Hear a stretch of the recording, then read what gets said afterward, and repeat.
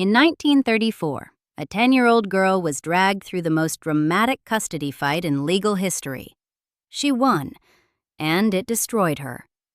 Her name was Gloria Vanderbilt, and the people who were supposed to protect her, the judge presiding over her case, the therapist she trusted decades later, the lawyer that therapist brought in, each one failed her in documented, traceable sequence. Every system designed to shield a vulnerable person dismantled her life instead. The evidence fills a case file stretching across 9 decades, and it names names. Gloria Laura Vanderbilt was born on February 20th, 1924, in Manhattan, the only child of Reginald Claypoole Vanderbilt and Gloria Morgan Vanderbilt. Her father was the great-grandson of Cornelius Commodore Vanderbilt, the railroad titan who had built one of the largest fortunes in American history. By the time Reginald inherited his share, the family's discipline had rotted into alcoholism and reckless spending. He bet on horses and drank until his liver quit. Cirrhosis killed him on September 4th, 1925. Gloria was 15 months old, too young to remember his face, too young to understand why the house went quiet. His death left behind an asymmetry that would shape everything. Gloria Morgan Vanderbilt, the beautiful 21-year-old widow from a modest diplomatic family, had almost nothing of her own. Baby Gloria inherited a multimillion-dollar trust fund, managed by others until she came of age. A penniless mother and a millionaire infant, separated by a wall of legal oversight that treated the child as an asset to be managed, rather than a person to be raised. Freed from a dying husband and locked out of the fortune she believed she deserved, Gloria Morgan left for Europe. She spent the better part of the next decade drifting through Paris, the Riviera, London, and Biarritz, hotel suites and cocktail parties, while her infant daughter remained behind in New York. Young Gloria was raised, in every functional sense, by a German-born nurse named Emma Sullivan Keislich. The child called her Dodo. Dodo was the one who fed her, bathed her, and comforted her when she woke frightened in the dark. She built the rhythms of an ordinary childhood: meals at regular hours, bedtime stories, the consistent daily presence that gives a child's world its architecture. Gloria Morgan, by contrast, was a phantom who swept in and out, smelling of expensive perfume, her sporadic visits more destabilizing than comforting because they disrupted the fragile routine Dodo had constructed. Before the girl could articulate it, she'd learned something brutal about the world. The person responsible for loving her was always somewhere else, and the person who actually did love her was the hired help. Family dynamics surrounding this child were knotted with money, resentment, and rigid social hierarchy. Gloria Morgan viewed her daughter's trust fund as a resource she should be able to access, and her lavish spending alarmed everyone overseeing the child's finances. Gertrude Vanderbilt Whitney, Reginald's older sister, a sculptor, art patron, and founder of the Whitney Museum of American Art, was wealthy in her own right and had been watching her niece's situation with growing alarm. She saw a child shuttled through European hotels, exposed to her mother's fast-living circle, denied anything resembling a stable home. Gloria's maternal grandmother, Laura Kilpatrick Morgan, and the ever-present nurse, Dodo, had raised quiet concerns about Gloria Morgan's fitness for years. By the autumn of 1934, those concerns had crossed the threshold from private worry to legal action. Little Gloria, the press already owned that diminutive, was 10 years old. Quiet and anxious, she'd spent the summer of 1934 at Gertrude Whitney's Long Island estate, and when Gloria Morgan announced she wanted her daughter returned, the child reportedly became hysterical. Gertrude Vanderbilt Whitney, backed by the institutional weight of the Vanderbilt family, formally petitioned for custody, alleging that Gloria Morgan was an unfit mother. The case was filed as the Matter of Vanderbilt. At its center sat a girl who had never known a stable day in her life and was about to discover that the system built to protect children could inflict its own particular damage. Headlines detonated on October 1, 1934. The venue was the New York Supreme Court, and from opening arguments, the courtroom atmosphere resembled a theater premiere more than a legal proceeding. Crowds packed the corridors, while photographers jostled outside the doors, and they kept coming. All 7 weeks, the trial ran. Presiding was Justice John Francis Carew, a Tammany-era jurist in his 60s, whose conduct during the trial would later be scrutinized as a case study in judicial overreach.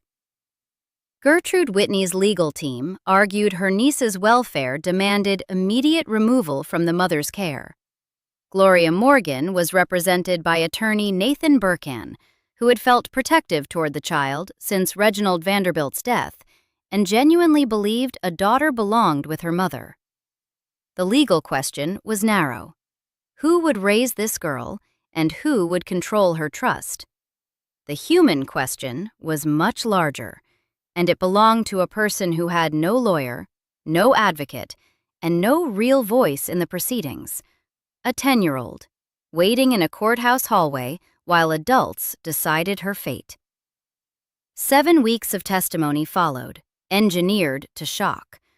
Servants took the stand and described Gloria Morgan's lifestyle in granular, humiliating detail. A lady's maid testified she had witnessed Gloria Morgan in bed with Lady Milford Haven, Nadejda Mountbatten, Marchioness of Milford Haven, and the testimony alarmed Judge Carew enough that he cleared the courtroom. He conducted much of the remaining trial under a secrecy order, but sealing the proceedings didn't contain the story. It detonated it. Newspapers ran banner headlines speculating about what was being said behind closed doors, and Little Gloria became a national fixation, her face photographed relentlessly as she was guided in and out of the courthouse. A 10-year-old's custody battle converted into mass entertainment. Gloria herself addressed this decades later in a memoir. "I bring up the custody battle because in the midst of the trial, my mother's maid testified on the stand that she had seen my mother in bed kissing the Marchioness. She was 10 years old when her mother's intimate life was shredded for tabloid consumption." What we'd now recognize as a catastrophic violation of a child's privacy was, in 1934, simply the cost of being a Vanderbilt. The trial's most consequential moment happened in sealed privacy. Judge Carew summoned 10-year-old Gloria into his chambers alone, without counsel for the child, without her nurse, without any advocate whose only obligation was to her welfare. Barbara Goldsmith, the journalist who spent years producing the definitive account of the case, described studying the voluminous transcript and encountering little Gloria's testimony as reading a secret buried inside the official record. In that chamber, the girl reportedly said she hated and feared her mother. She was a traumatized child, abandoned by one parent, and now forced to choose sides in a war between two families of extraordinary power. Whether she truly hated Gloria Morgan or was expressing the confused terror of a 10-year-old trapped in an impossible situation is a question nobody in that courthouse stopped to ask. Carew heard what he needed. The machinery of the ruling was already turning. He issued his decision in November 1934. Custody went to Gertrude Vanderbilt Whitney. Gloria Morgan received limited weekend visitation. Newspapers called it justice. A child rescued from a neglectful mother and placed with a stable, wealthy relative who could provide structure and education. But Carew didn't stop at transferring custody. He issued a secondary order that would prove far more destructive to Gloria's emotional life than anything her mother had ever done or failed to do. He commanded the removal of Nurse Dodo, Emma Sullivan Keislich, from Gloria's daily care. His stated rationale was that Dodo constituted an obstacle to the mother-daughter relationship. In institutional logic, it made a kind of cold sense. Remove the surrogate mother figure, force the child to bond with her actual mother during court-ordered weekend visits.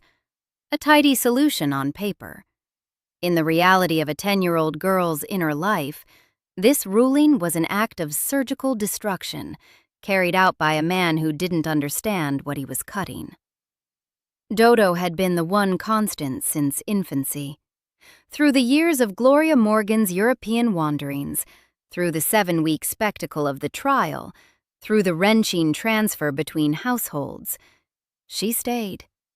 She was Gloria's primary attachment figure, the only person in the child's world whose loyalty had never been entangled with money, or family politics, or social ambition. Judge John Francis Carew, who had never raised this girl, who possessed no training in child psychology, who had at most spent a few private minutes with her in his chambers, decided with the full authority of the bench that he understood her needs better than she did. He issued the order in the name of her welfare. Emma Sullivan Keislich was sent away. No therapeutic support was arranged for the child, no gradual transition, no acknowledgement from the court that it had just severed the one bond keeping a 10-year-old psychologically intact.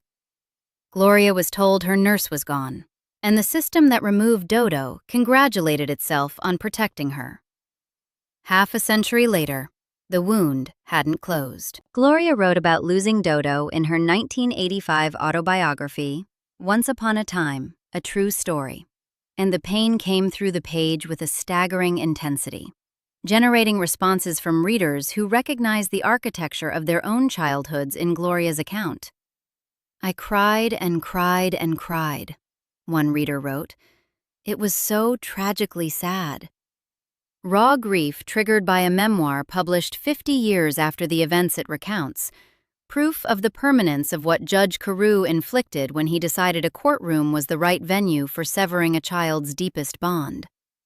After the ruling, Gloria was installed at Gertrude Whitney's estate, a household that was reliable, well-funded, and emotionally remote.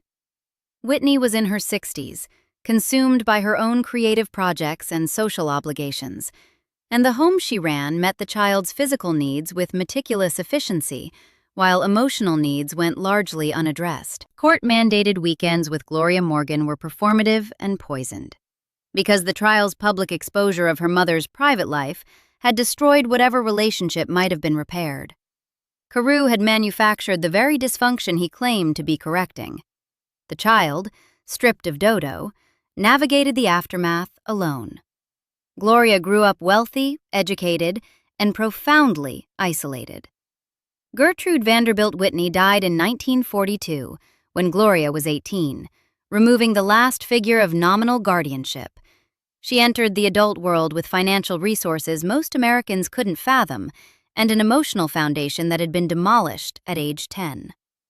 Money doesn't substitute for secure attachment, and the deficit where that attachment should have lived, the gap Judge Carew carved open, drove what came next with an almost mechanical precision.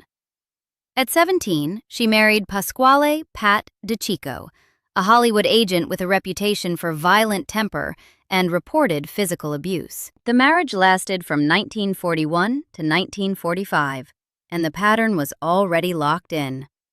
Another person who was supposed to protect her. Another failure wearing a different face. She escaped DeCicco and married conductor Leopold Stokowski in 1945. She was 21. He was 63. A 42-year age gap that replicated the power imbalance she'd lived inside her entire life. Yet the union produced something Gloria had been denied since birth: children of her own. Leopold Stanislaus Stokowski, called Stan, arrived in 1950, and Christopher Stokowski followed in 1952.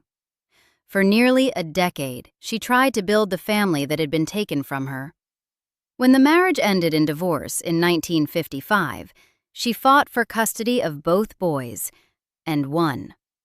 She did what nobody had ever done for her: refused to let a family be torn apart by a court proceeding. Her third marriage, to film director Sidney Lumet, ran from 1956 to 1963, and ended without public acrimony.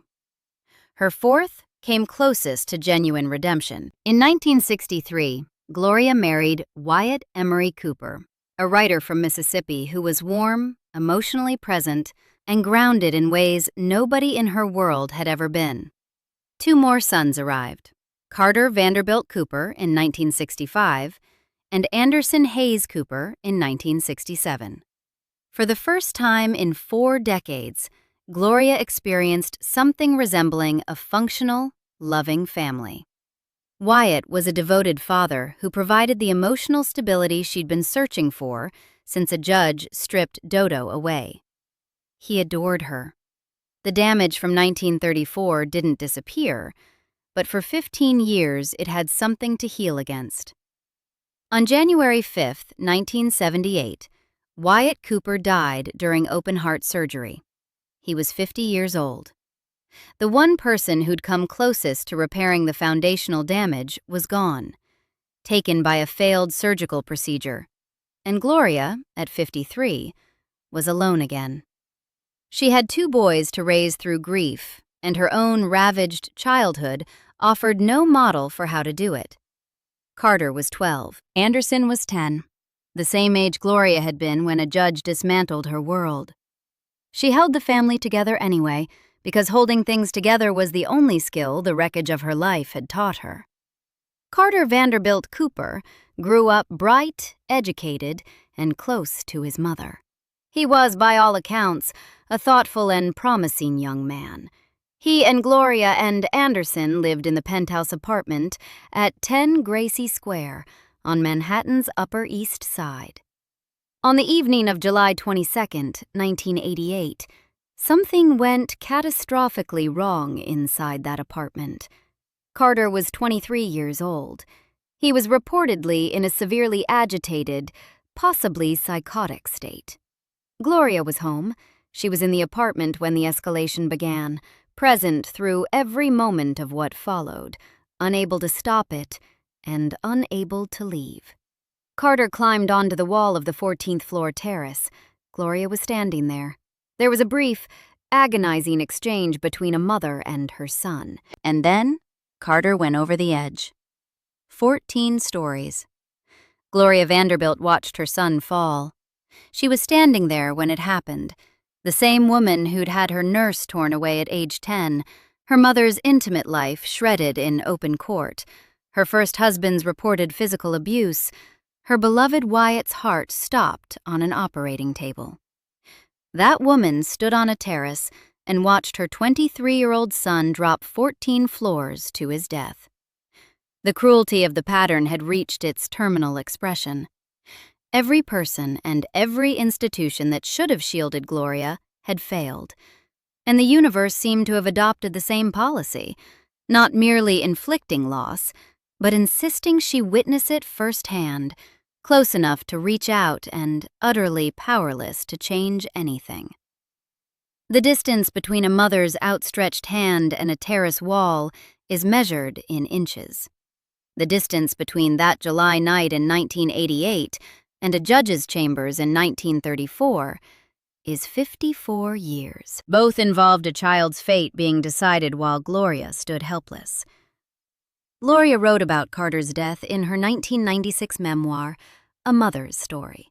She recorded the evening with the same refusal to look away that marked everything she ever published, because looking away was a mercy that had never been available to her. One person who encountered Carter's story distilled the horror into a single sentence. To make the person who gave you life watch you kill yourself is just awful. The words sit there, unadorned, because nothing can soften them. Stan and Christopher Stokowski, Gloria's first 2 sons from her marriage to Leopold Stokowski, have been nearly erased from public retellings of her life. Competitor documentaries have repeatedly omitted her custody win from their accounts, creating a gap in the public record of her life. Stan, born in 1950, and Christopher, born in 1952, grew up in the aftermath of their parents' divorce and Gloria's complicated relationship with attachment. Some accounts describe estrangement, particularly between Gloria and Christopher, though documented details in the public record remain sparse. Their near absence from the story is its own form of evidence, a silence that traces directly to the generational damage of a childhood where every secure bond was shattered by external force. The institutional betrayals extended past Judge Caru's courtroom and into Gloria's later years. She sought help from a therapist, a professional she trusted with her emotional life after decades of compounding loss. That therapist recommended a lawyer. Together, the therapist and the lawyer cheated her out of significant portions of her finances. Documented specifics remain limited in public sources, which means the accusation lands with less force than the court record from 1934. But the structural pattern is unmistakable. A judge who betrayed her as a child, and a therapist-lawyer pair who betrayed her as an adult. The courts, the caregiving structure, the therapeutic profession, every system that should have protected Gloria Vanderbilt systematically stripped away the people and resources she depended on. She survived all of them. And from here, the case file gives way to something it can't contain: Gloria's own voice. Because she didn't collapse under the accumulated weight. She built from it, not as a metaphor, but as a documented, decade-by-decade record of refusal. She painted, prolifically, seriously, through her 60s, 70s, 80s, and into her 90s, producing canvases that found gallery walls and drew praise from critics for their emotional intensity and lack of pretension. She published Once Upon a Time in 1985 and cracked open her childhood with an honesty that left readers gutted. A Mother's Story followed in 1996, her record of Carter's death, written because she refused to let silence be the only account. It seemed important at the time, followed. And in 2016, at 92, she co-authored The Rainbow Comes and Goes with Anderson Cooper, her youngest son, whose relationship with her in those final decades became the bond she had been searching for since 1934.